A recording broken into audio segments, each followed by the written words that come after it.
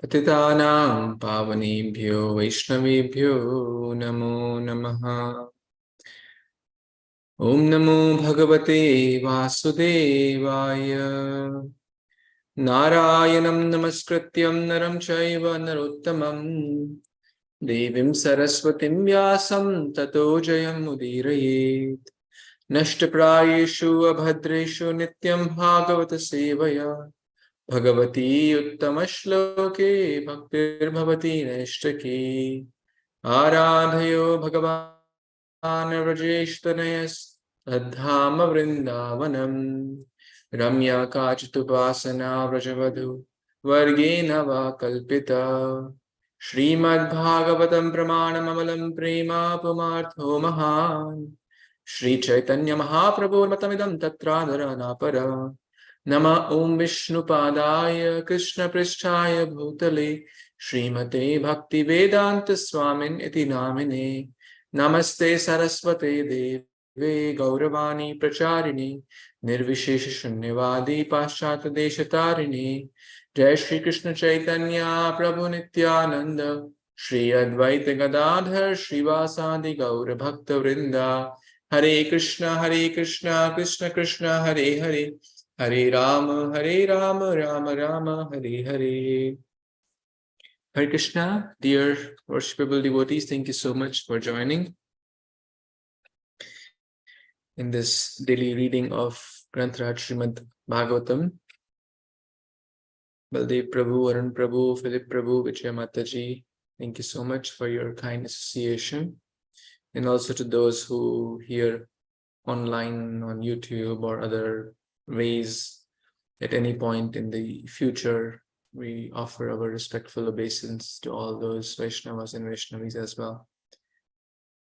So today is special, at least you can say for my insignificant self, because today we are doing the Bhagavatam, is like the first Bhagavatam class in our new home, or Krishna's new home. We're talking about it, Yukta Vairagya. So today we got the internet here, and we moved the internet from the other home to this home so that we can have Śrīmad-Bhāgavatam class, and maybe hopefully next 1 or 2 days we start living here and move everything. So we seek all of your blessings so that this home becomes an instrument to read here Bhagavatam and to spread the transcendental sound vibration in the form of Bhagavad Katha, in the form of service to Vaishnavas, in the form of service to everyone, by distributing holy name, distributing Krishna Prasad, distributing that compassion of Lord Chaitanya and Srila Prabhupada. So I offer my humble self, to my humble obeisance to all the Vaishnava devotees, seeking your blessings, your guidance, your support. Gurve Gaur Chandraya Radhikaya Tadalayi Krishnaya Krishna Bhaktaya Tad Bhaktaya Namo Namaha. Sadhunam Samachittanam Sutaram Matkritatmanam Darshanayim Na Paved Bandhu Pumso Akshino Savitur Yatha.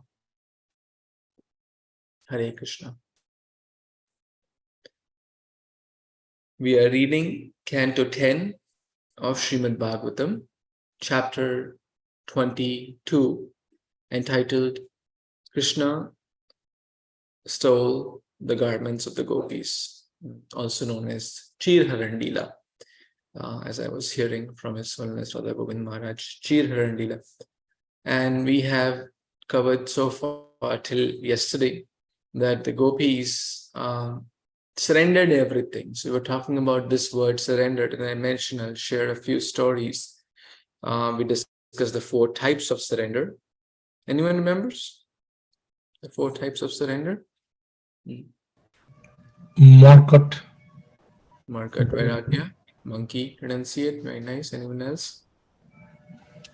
Hare Krishna. Sure. Mashan, sorry, go ahead. Shamshan, cremation, yeah, the cremation ground. Yes. Who else? Anyone else remember any other category? Last one is Yukta Vairagya. Yukta Vairagya, very nice, to use in service of Krishna and not be artificially detached. And third one, which we covered.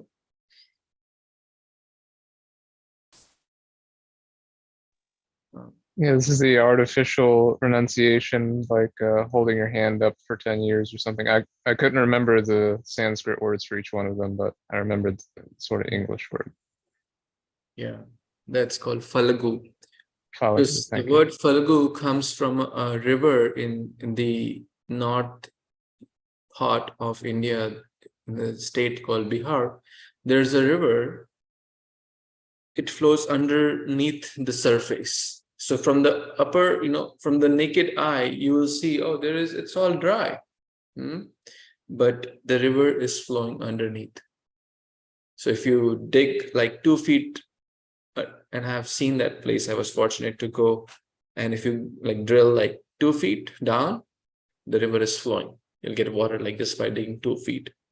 So the point is that from artificially, someone could say, oh no, I don't touch money. Oh no, I don't fly. No, I don't,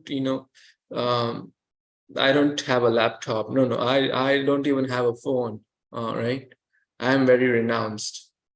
Right? But the river of sense gratification and sense enjoyment is flowing very deep in the heart, in the mind. So we covered this. And in this context, this comes a beautiful story of the great Ramanujacharya and his disciple Dhanurdas. So Dhanurdas was a great disciple of Ramanujacharya. And in the past, he was, very like a wrestler and very passionate person in the past and very attached. There's a long story in that regard. But eventually, every saint had a past, every sinner has a future. So for a devotee, we don't see their past. In the past, they may be doing whatever things they may be doing, but we don't remind them or say, hey, you were doing this in the past. 10 years back, you were doing this. 50 years back, you were doing. No, that's all, gone. Past is past. See the present. So he had a past, but the present, he was a very nice devotee. And Ramanujacharya knew that. And his wife, he was a Grihastha, his wife, they both were very nice devotees. And of course, a Grihastha has some things like house, like, gold, some jewelry and stuff like that. So they also had. And brahmacharis or sannyasis, they don't have gold, they don't have bank accounts and stuff. That's how the ashramas are made. But Ramanujacharya's, some of the sannyasi disciples thought, what happened to Guru Maharaj? Why is he spending more time with them? They are attached grihasthas. They have house, they have property, they have gold, they have jewelry. Why is Guru Maharaj spending more time? Looks like Guru Maharaj is in Maya. That's what they were thinking. Ramanujacharya, the great. And Ramanujacharya, pure devotee, knows everything. What's going on in the mind of, pure devotees can tell what's going on in the other's mind. So Ramanujacharya sensed that some of his sannyasi disciples are feeling that. And he said to them, this Dhanurdas is a very attached person. He has a home, he has a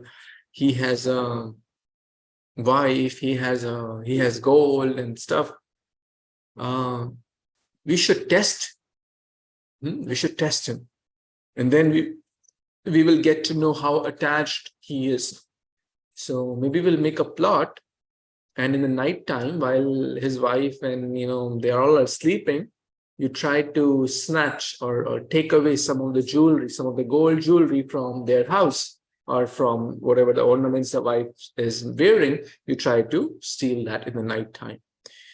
And disciples said, yes, that's exactly what we wanted. Now Guru Maharaj is realized. He has self-realized.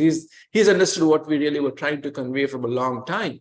That Dhanurdas is a very attached person, and you should not spend much time with him. Rather, you should spend time with all of us great people who are so renounced. But before this plot was executed, one day the sannyasis were sleeping, and sannyasis have a cloth called kopin. It's like a line, it's like a sannyasi underwear, you can say. It's just a flat piece of cloth. Very materially, very insignificant. You can get maybe 10 of those for $1. Right? So it's not materially worth a lot of value, material value, right? It's just a flat piece of cloth. That's it. Small, flat piece of cloth. That's it. And what Ramanujacharya did, the cloths were drying. Some of them he tore, like made some slits. Some of them he mixed, random, like his thing there and his thing there, and hodgepodge. And they got up next day looking for their kopins, looking for their uttari or gamcha, whatever they could not find. Some of them were missing, some of them were here and there, and they had a huge verbal argument. Hey, you took my clothes. Hey, you messed this all up. Hey, you stole my clothes? And Ramanujacharya said, look at this situation. What is going on? For a tiny piece of kopin or a gamcha, which is not materially worth a lot of value, you guys are fighting. Then they went that night to Dhanudas. Dhanudas' wife was sleeping. Dhanudas was awake.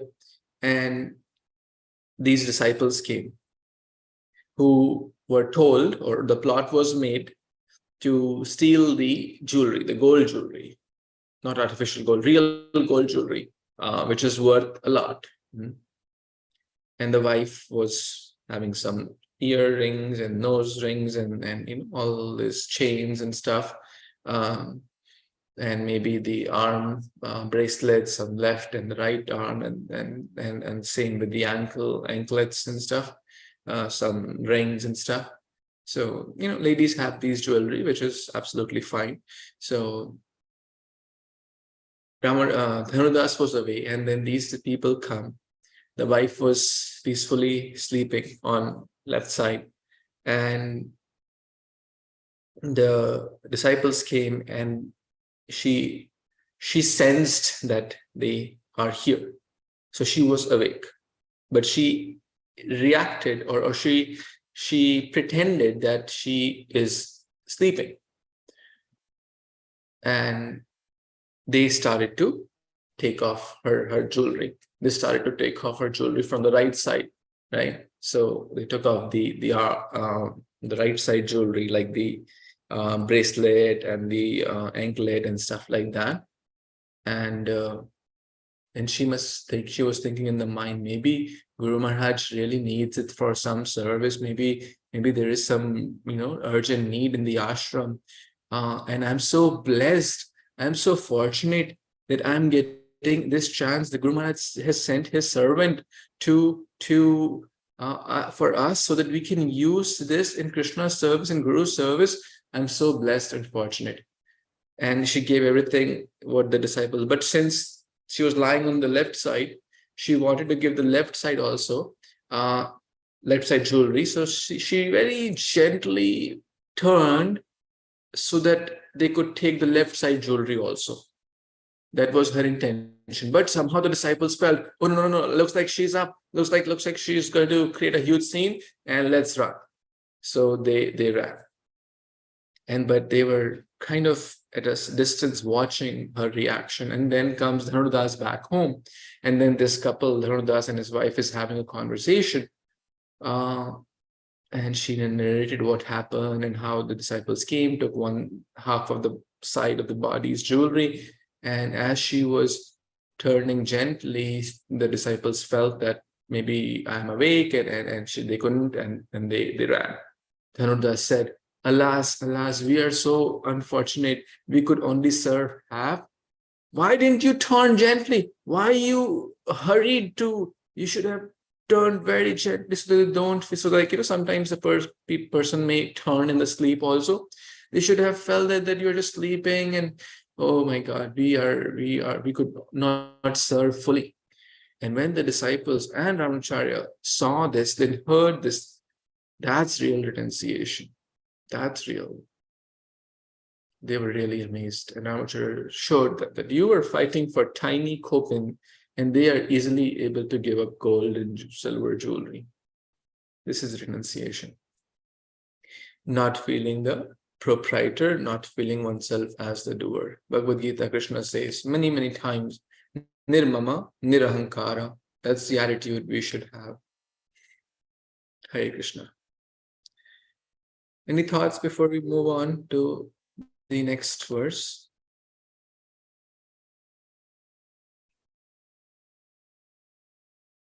Okay, since I've been sharing the story, maybe some of you can read this verse. We'll read from text 19.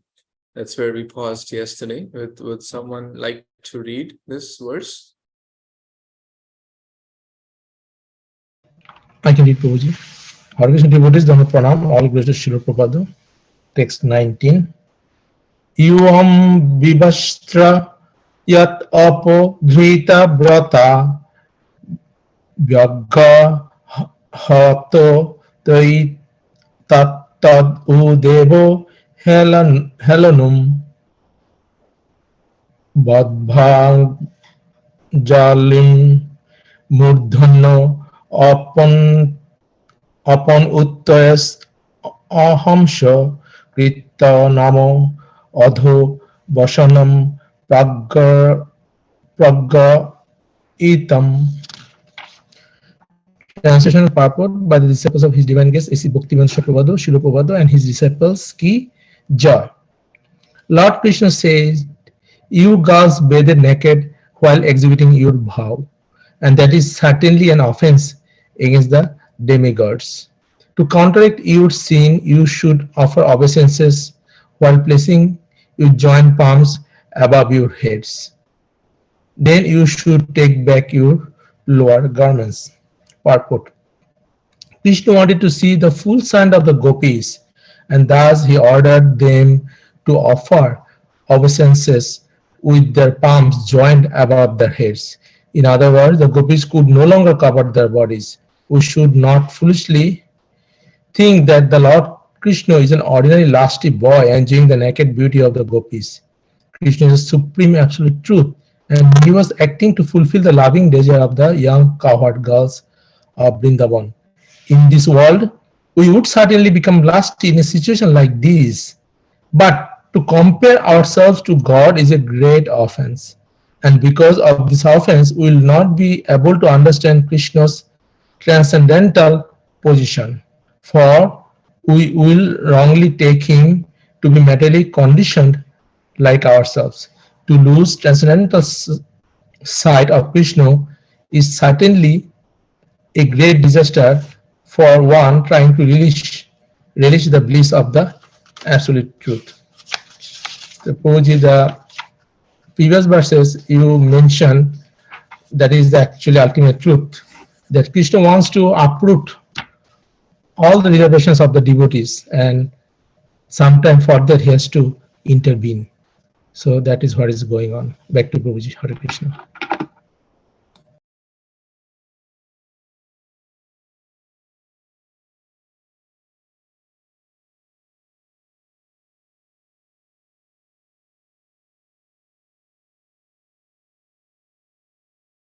Hare Krishna. Thank you, Prabhuji, for reading this nice verse. Prabhupada again and again is emphasizing that we should not, at any point, especially in these chapters, which are a little esoteric to understand, that think that Krishna is a young lusty boy trying to enjoy with the young girls, and that would be a disaster. That would be a disaster. For whom? Not for Krishna, for us, right? For Krishna is the supreme. If we spit on the sun does not get polluted, sun doesn't get anything, right? But the spit will come on us only. So it's a disaster for us only, and we will end up making offenses. We will end up. Therefore, we should be very, very careful in what to speak of Krishna. It is said in the scriptures, Vaishnavera kriyam mudra abhigya na bujay. Even sometimes the activities of great souls we cannot understand. What to speak of the Supreme Lord, Janma Karma Chame Divyam. He mentioned in the Bhagavatam multiple times. My birth and my activities are divya, transcendental. Avajananti mam muda manushim tanumashritam. When I come as a human form, people think I'm an ordinary person, and then they end up making offenses. Same with Lord Ram. Oh, Lord Ram could not protect his wife. Oh, Lord Ram was suffering in the forest. Oh, Krishna was a young, lusty guy, running after gopis or stealing the garments of gopis. But then we should remind them, can you lift Govardhan Hill? If you talk all that, can you kill Putana? Can you kill Agasur, Bakasur? So, therefore, I think some devotees made some videos also on this. I don't know, there's a new movie in the town, like Kerala story, and talks about conversion and stuff. That's what is happening because of lack of Shastric knowledge. Therefore, there is a great need of devotee, of real, mature Krishna conscious devotees who understand these principles and share these with the entire world, so that people are equipped with the right knowledge, that it is not some, Tom, Dick, Harry story we are reading. Raising hands is a sign of surrender, right? When we chant Hare Kṛṣṇa, Krishna Krishna, Hare Hare, Hare Ram, Ram Ram, Hare Hare. Even when we are doing pranam, we are prostrating ourselves with palms joined. It's a sign of surrender. When the police says, hey, hands up, right? That's forceful surrender, right? It's basically, no, I'm helpless. I don't have any arms. I don't have anything to protect me. Whatever you say, I will do, right? That's what I guess police, when they say it, that's what they mean. Hey, your hands up. That means you can't move your hands. If you have anything in your pocket, you can't use it. Any weapons, knife, gun, whatever. Even Mata Draupadi, I'm reminded of this in this context when the evil Shasana was trying to disrobe Mata Draupadi. She was first. She called out to her husband. She called out to Dronacharya. She called out to Bhishma Pitama. Oh, great souls, you please help me out. And then no one came for help. Finally, she said, oh, I'm very powerful. I am the daughter of a Kshatriya and the wife of a Kshatriya. So I have a lot of strength. So she protected her sari, her robes by her own strength, but she could not. The strength of the Shasana was also very powerful. It said thousands of elephants strength he had. And then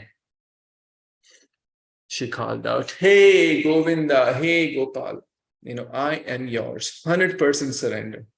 Now, it's a big thing.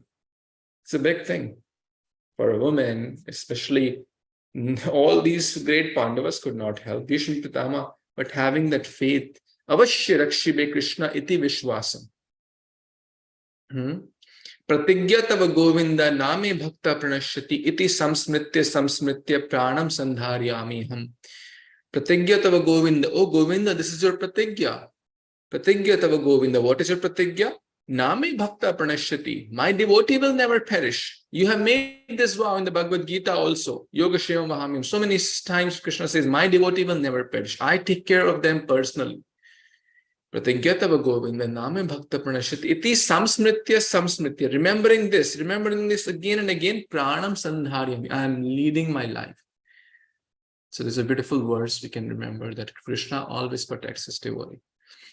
We should always be remembering that and be cognizant of that, and do our best, leave the rest on God, on Krishna. So complete surrender, very, very elevated state. Krishna has to intervene, either him directly or through different bona fide sources, devotees, or guru, shastras, etc. As well as Radha Govind Maharaj was mentioning that many people want to practice bhakti, but sometimes the forces of Maya are so strong that even they're not able to. Talking about myself, we all do things I'll talk about myself. I do things I know which is not good for me, but I still end up doing. That's mine, right?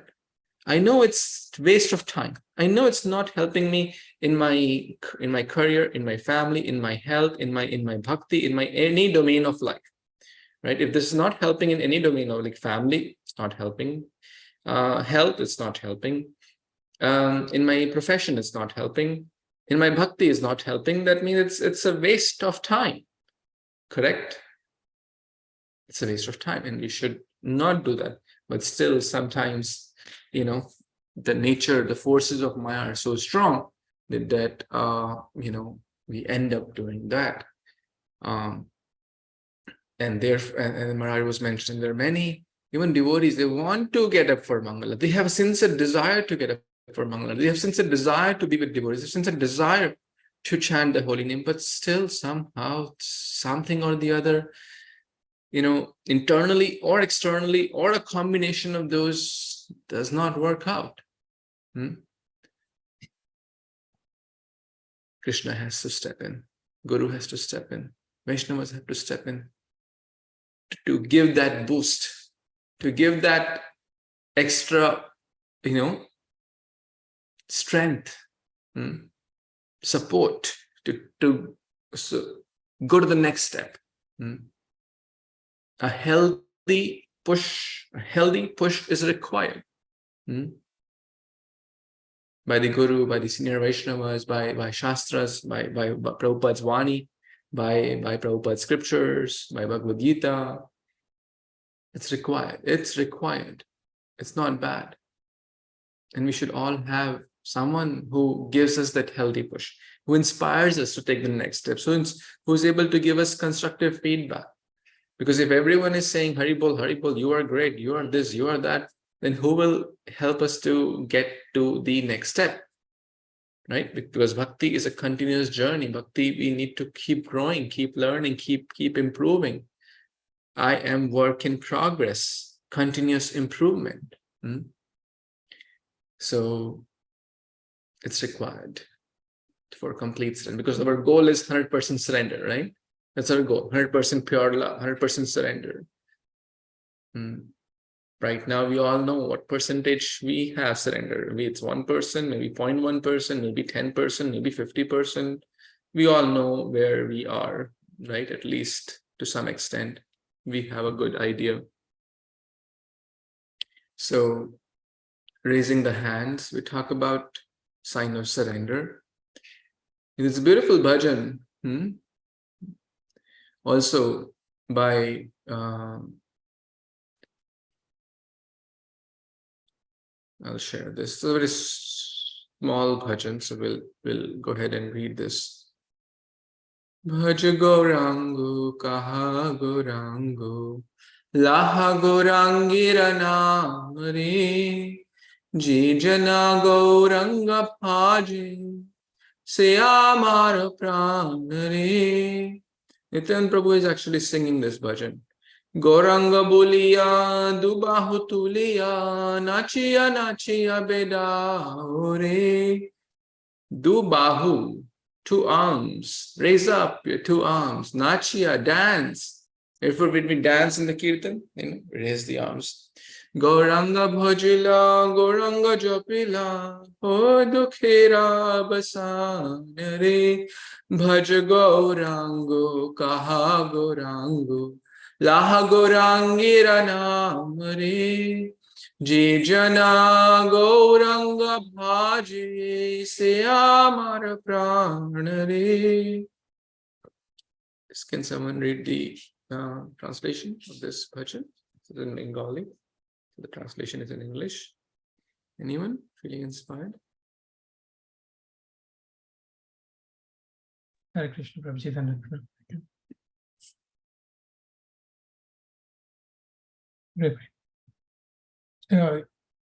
Worship the Lord Gauranga, chant Gauranga, speak about Lord Gauranga only. Those who worship Lord Gauranga is indeed my life and soul. Chanting Gauranga, go out with your arms raised, dancing and dancing. By chanting Gauranga and worshipping him, one's miseries will end. Thank you, Prabhu. Hare Kṛṣṇa.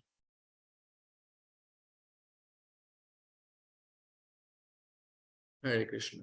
So here we see do bahu, raise your two arms. This is when we are in kirtan, we should do that. This is not just a ritual, it's a sign. We are calling, remembering Mata Draupadi. Gajendra also lifted his trunk. In one way, those are his sign of surrender. Krishna, I have tried my best. Gajendra lifted his trunk and to holding a padma, a lotus in his trunk. Krishna, please come. Krishna. It's a call. It's like a calling. Really, really come. Where are you? I need you. You are my only shelter. You are my only refuge. I'm looking for you. I'm suffering here. That's a mood we should raise our hands in the kirtan.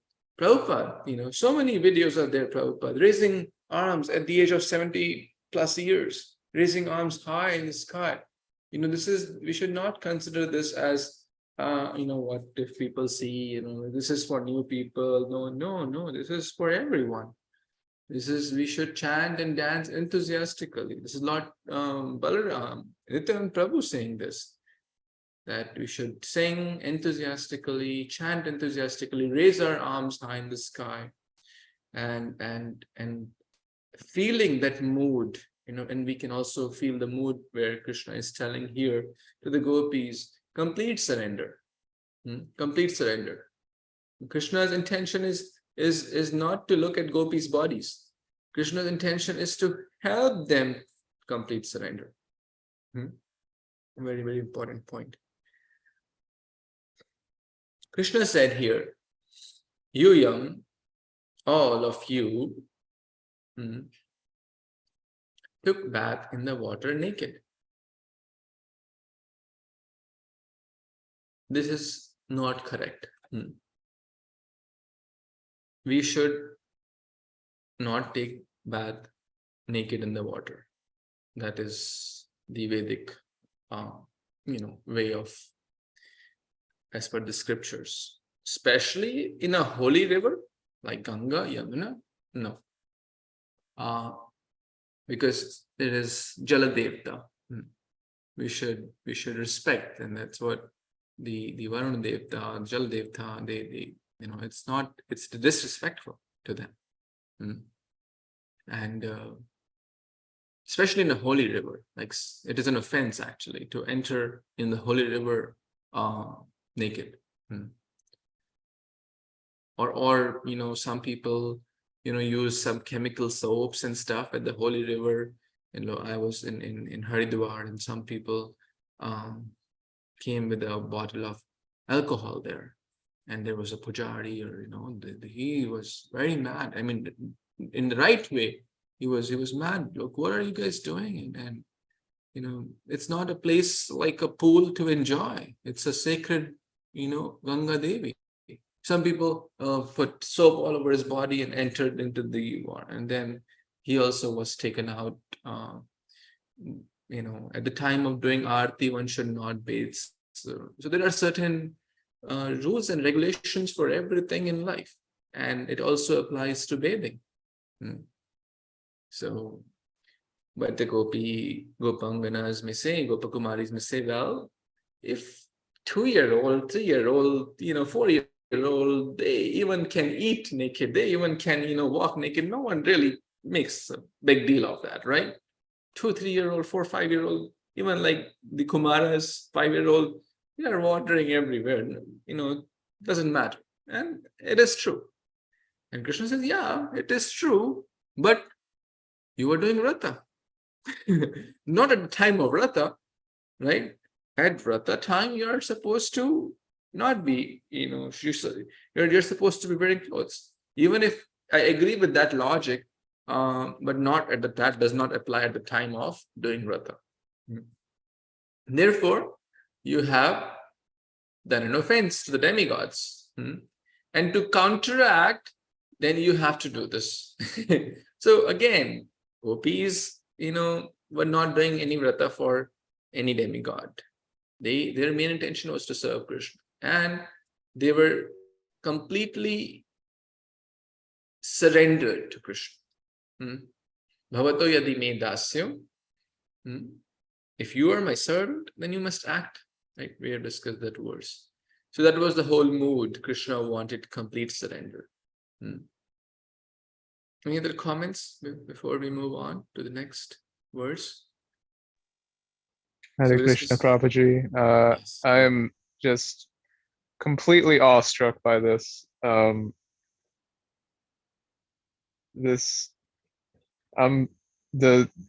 the translation, the part that's standing out to me is the phrase "to counteract your sin," and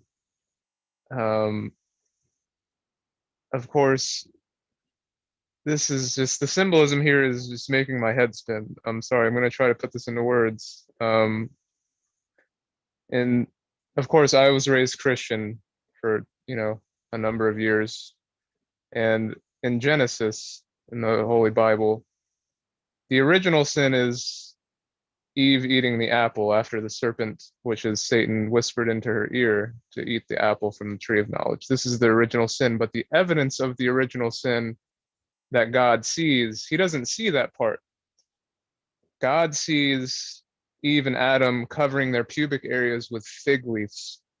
And this is the evidence of the original sin in the Holy Bible. And God calls out to them, "Why are you covering your pubic area? Who told you to do that?" This is the original sin of the Holy Bible. And here, Krishna's up in a tree, calling down to the gopis in a playful way to fulfill their desires and to deepen their devotion, to have them remove their hands from their pubic areas and lift their hands up in surrender. And then this phrase, "to counteract your sin." I mean, the symbolism for me is just making my head spin right now. This is like Krishna just effortlessly, through fulfilling our own desires to be devoted to him and to surrender to him, abolishes all sins in all ways. Is just, the symbolism is so potent here esoterically and across cultures. Of course, Krishna appears, to all cultures as they, can receive him. So this, again, just shows how it's connected to me. Hopefully that made sense. I'm completely in awe of this. Hare Kṛṣṇa. Thank you, Prabhu, for sharing your reflections.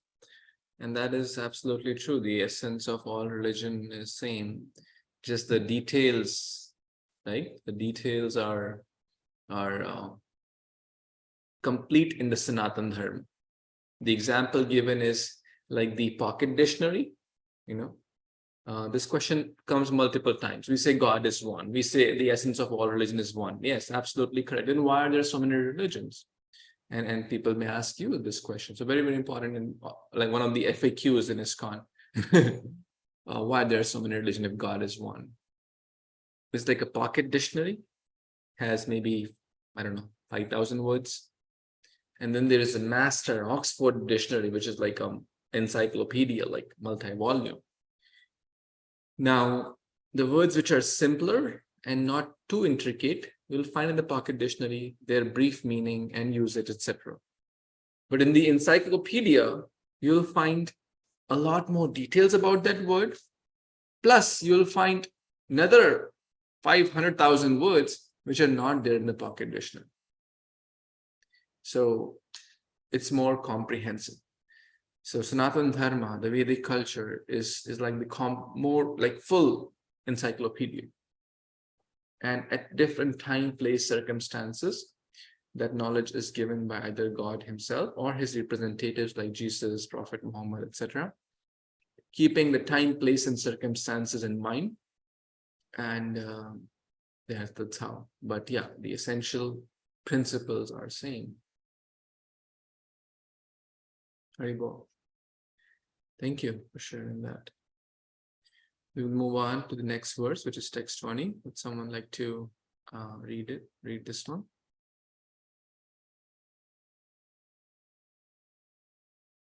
Hare Kṛṣṇa. Yes, please.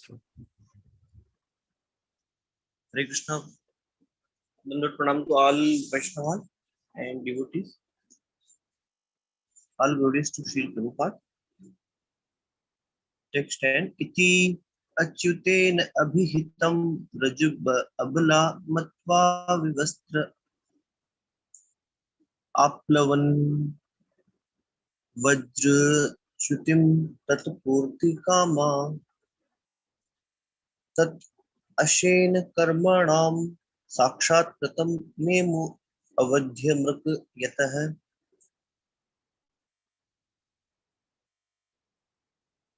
Translation and purport by Srila Prabhupada. Abhay Charanarvind Srila Prabhupada ki jai. Thus the young girls of Vrindavan, considering what the Lord Achyut had told them, accepted that they had suffered a fall down from their vow by bathing naked in the river, but they still desired to successfully complete their vows, and since the Lord Krishna is himself the ultimate result of all pious activity, they offered their obeisance to him to cleanse away all their sins. Purport by Srila Prabhupada, Prabhupada ki jai. The transcendental position of Krishna consciousness is clearly described here. The gopis decided that it was better to renounce their so-called family tradition and traditional morality and simply surrender unto the Supreme Lord Krishna. This does not mean that the Krishna consciousness movement advocate immoral activity. In fact, the devotee of Iskcon practice the highest standard of the restraint and morality, but at the same time, we recognize the transcendental position of the Krishna.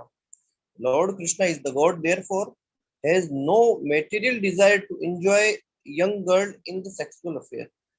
As will be seen in this chapter, the Lord Krishna was not at all attracted to enjoying the gopis, rather than he was attracted to their love and wanted to satisfy them. The greatest offense is to imitate the activity of Lord Krishna. In India, there is a group of called Prakrit Sahajya who imitate their affair of Krishna and try to enjoy the naked girl in the name of the worship Krishna. Iskcon movement sternly reject the mockery of religion because the greatest offense is for the human being to ludicrously imitate the Supreme Personality of Godhead. In the Iskcon movement, there is no cheap incarnation, and it is not possible for the devotee of this movement to promote himself to the Krishna, to the position of Krishna. The 500 years ago, the Krishna appeared as a Lord Chaitanya Mahāprabhu who practiced strictly celibacy throughout his student life, and at the age of 24 took the sannyasa, a lifelong vows of celibacy. Chaitanya Mahaprabhu rigidly avoided the contact with the woman in order to carry out his vows of loving service to the Krishna. When the Krishna personally appeared 5,000 years ago, he exhibited these wonderful pastimes which attract our attention. We should not become envious or shocked when we hear the God can perform such pastime. Our shock is due to our ignorance, because if we try to perform these activity, our body would be afflicted by lust. Lord Krishna, however, the supreme absolute truth, and is therefore never disturbed by any material desire whatsoever. Thus, the incident in which the gopis gave up normal standard of the morality and raising their hands to their head, bowed down in the compliance with the Krishna order, is an example of pure devotional surrender, not an discrepancy in religious principle. In fact, the gopis surrender the perfection of all religion, as Srila Prabhupada described in the Krishna, the Supreme Personality of Godhead. The gopis were all simple souls, and whatever the Krishna said, they took to be true, and in order to feed from breath of Varun Deva as well as fulfill the desire and of their vows, and ultimately to please their worshipable Lord Krishna, they immediately abided by his order. Thus they become the greatest lover of Krishna and his most obedient servitor. Nothing can compare with the Krishna consciousness of the Gopi. Actually, the Gopi did not care for the Varuna or any other demigod. They only wanted to satisfy Krishna. Hare Krishna.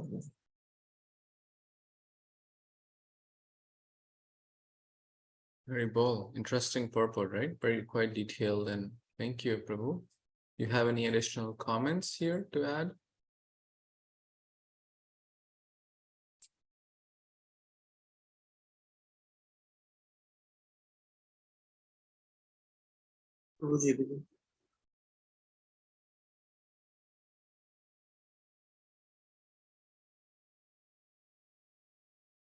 Hare Krishna. So in this beautiful verse, Prabhupada's comments and Prabhupada's disciples' comments, we see here that if Lord Achyuta, right, like here the word used is Achyuta, iti Achyuta, iti Achyutena abhihitam vraja abala. They did not, like a surrendered person means like, I am completely dependent on you. Like Gajendra had tried all his bala was gone, strength was gone, right? Like a child is completely dependent on the parents. Children are also called abala, they have less strength, right? In gopis here, a simple person, simple souls, right? And one beautiful point which I really like, this is the perfection of all religion. What is that? The gopis were all simple souls, and whatever Krishna said, they took it true. This is perfection of all religion. Their complete surrender. Gopis' surrender is a perfection of all religion. Prabhupada is mentioning that. What is perfection of all religion? Gopis' surrender, because their surrender unalloyed, not mixed with anything else. Pure, complete, 100%. You say sit, I'll sit. You say stand, I'll sit. You say hand raise, okay, hand raise. You say, this is complete surrender. This is not an act of immorality, which many people till date accuse Krishna. And Prabhupada laid very high standards for our Iskcon society. One of the main principles is no illicit sex, which means no illicit relationships before or outside marriage. So it's not that some people, think, or some like prakriti sahajya, the word used here. Sahajya means taking this cheaply. Oh, we are all Krishna's servants. Krishna danced with girls, so we will also dance with girls. And this is pure nonsense. If we try to imitate God, right? That's what the whole world is trying to do. If we try to imitate God, then first lift the Govardhan hill. God also lifted the Govardhan hill. Kill Putana. Right? So many, every day hundreds of Rakshasas he would kill. He brought the dead son of his guru back to life. Right? We can't even cure one person, but to speak of bringing the dead son back to life, right? Can anyone bring dead son back to life or dead person back to life? So many extraordinary tasks Krishna did. 16,108 wives and simultaneously present with all of them together. Only Krishna can do. So we should not just isolate one episode and say, oh, Krishna did that, I will do that. That's pure nonsense. And it will only lead to a disaster for those who take it. Sahajya means sahaj. Sahaj means simple. Oh, this is cheap, ordinary, immoral. No, we have very high standards. Lord Chaitanya, we have to follow the mood of Lord Chaitanya. We have to follow the examples of Lord Ram, Ekapatni Vrata. Right? We can't just imitate one aspect and say, oh, God did that, so I'll do that. Same with, people do these things because that's what they want to do, and they want to do on the name of God. Oh, Lord Shankar, Bholenath, Lord Shiva, he drank bhang. People drink bhang or alcohol, and they say, oh, Lord Shiva also drank this. Well, Lord Shiva drank the ocean of poison. Can you drink that? Ocean of poison, even a drop of poison, that poisonous was so disastrous.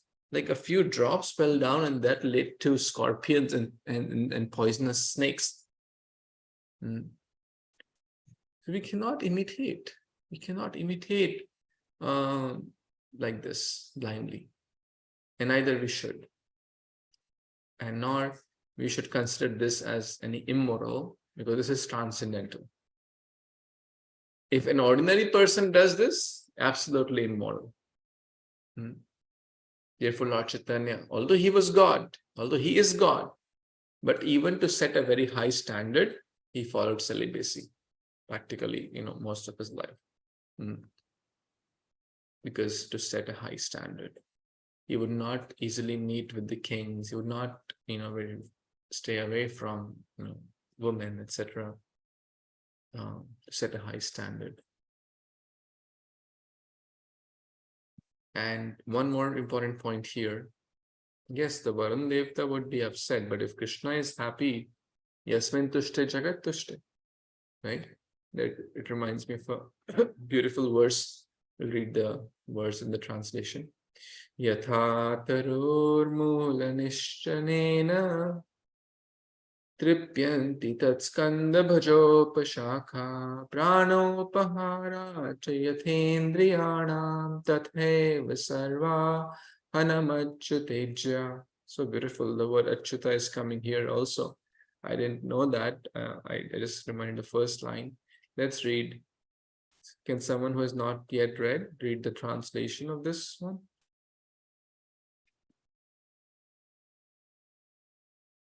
Yes, Shiroma Mataji or Vijaya Mataji? You want to read? Translation. Spewing Hare Kṛṣṇa.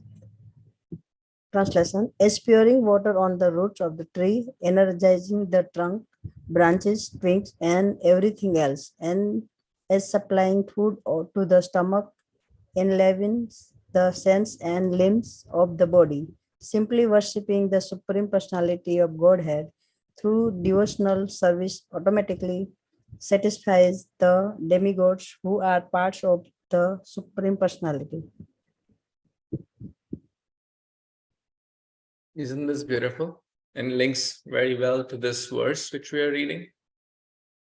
So if Krishna is like the watering the root, Yasmin Tushte Jagat Tushte, all these Devta, Varun Devta, Agni Devta, Surya Devta, Jal Devta, 33 crore Devi Devtas are there, whom all will we serve? Like, we don't water leaf number 1, take 2 drops. Leaf number 2, oh, you're a little bigger, take 3 drops. Oh, leaf number 4, you take 5 drops.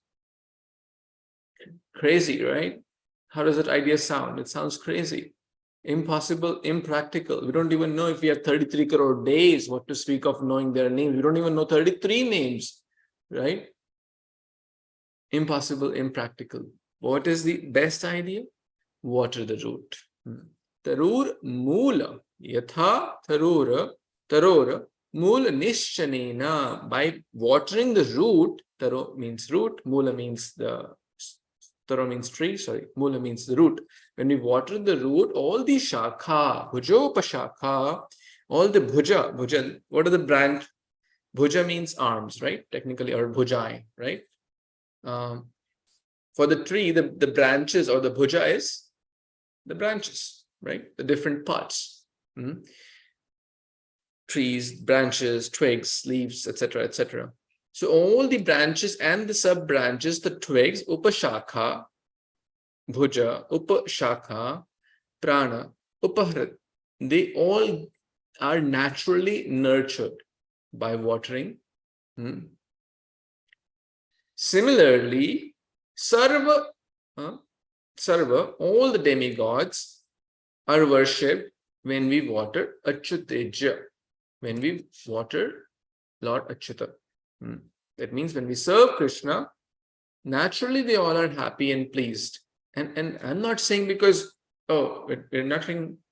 These are the scriptures. Lord Krishna himself saying this is the Vedic verdict, and the demigods themselves also say that. So this is Krishna consciousness. This is what the gopis are doing.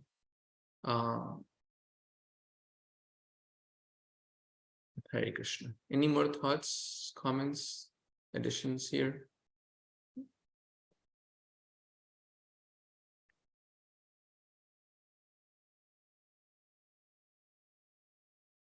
Any feedback, suggestions, questions, reflections before we wrap up for today?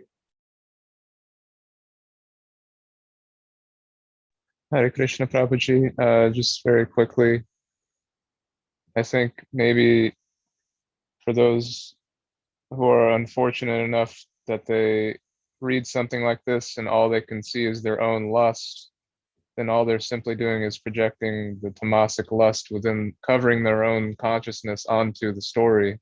And so they can't even really understand the story because all they're understanding is their own lust, right? And then if we are able to understand the story correctly, we're not even paying attention to quote unquote lust that other people would be blinded by. We're paying attention to the gopis' surrender, which is the truth of all religion. Is this correct takeaway, Prabhuji? Yes, that is absolutely correct. Therefore, we should not artificially jump and just read the story without the context, without going into details, without understanding the critical lessons. We should not just, I will tell you a story. Oh, Krishna, you know what he did? Oh, one time gopis were bathing and Krishna came and stole all of their clothes and they had a funny, humorous plan. It is like taking one tiny fragment and telling it who is telling the story. Very, very important. How they're telling. Because if a person is fully covered with lust, how can you expect any good thing coming out of them? Right? Therefore, we are hearing this from Shukadeva Goswami, we're hearing this from Srila Prabhupada and their disciples. Very, very important. From whom we hear also. If we hear there's a lot of so-called Babas doing Bhagavad Katha, doing Rasa Leela, doing this, doing, Prakriti as Prabhupada quoted here, then what will happen? That same story heard and seen with the wrong eyes or wrong ears will have a bad impact. It will increase our lust. It will increase our lower modes. Like milk, Prabhupada uses this example. Milk is very healthy. Pure milk is healthy. It is nourishing. But the same milk, when touched by the scorpion, becomes poison. And the same milk, it may appear to be milk, but it causes death. Because it's poison. It is not milk. Yeah, snake, touched by a snake or venomous snake. So therefore we should hear Krishna Katha from bona fide sources, not any Tom, Dick, Harry. There are a lot of people speaking, a lot of speculative and nonsense knowledge there, because especially in this day and age, anyone can make a video, anyone can write a book, anyone can write an article, and it's freely available to all the masses. And guess what?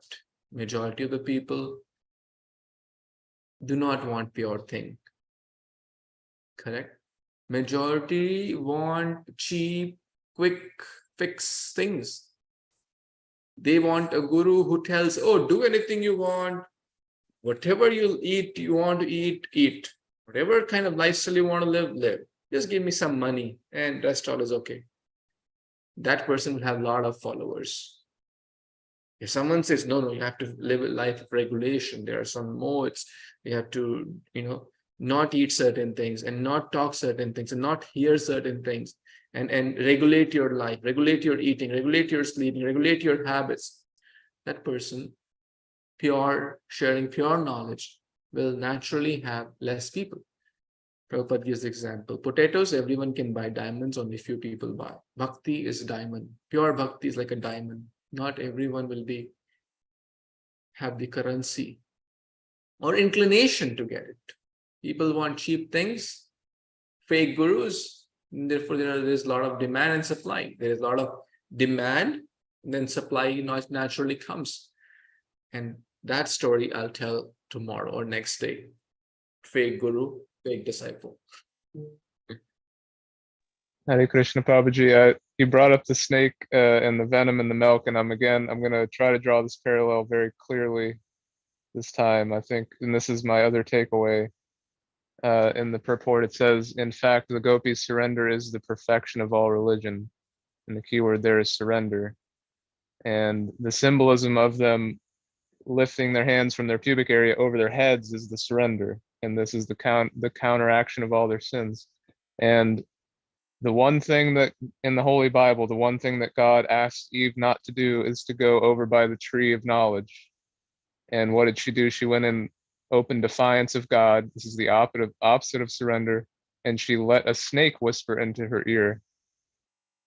And this is the opposite of surrender. So, in fact, the gopis' surrender is the perfection of all religion, is the purport here.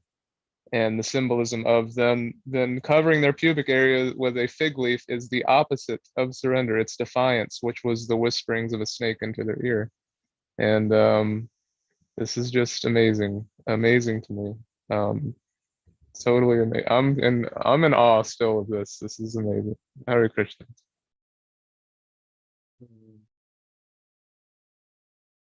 Bhagavad Gita, Krishna does say, Ashcharyavat, this is amazing.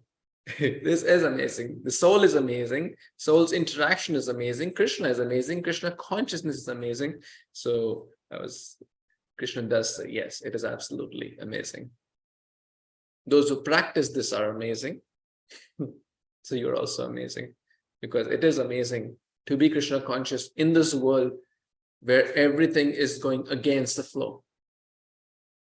So thank you for your amazing bhakti. Śrīmad-Bhāgavatam Purana ki jai, Jagat Guru Śrīla Prabhupada ki jai, Samaveta Gaur Bhaktivinoda ki jai, Vancha Kalpatarubhyascha Kripasindubhya eva cha Patitanam Bhavanebhyo Vaishnavebhyo Namo Namah. Hare Kṛṣṇa, thank you so much, Jai Śrīla Prabhupada. Hare Hare Bol.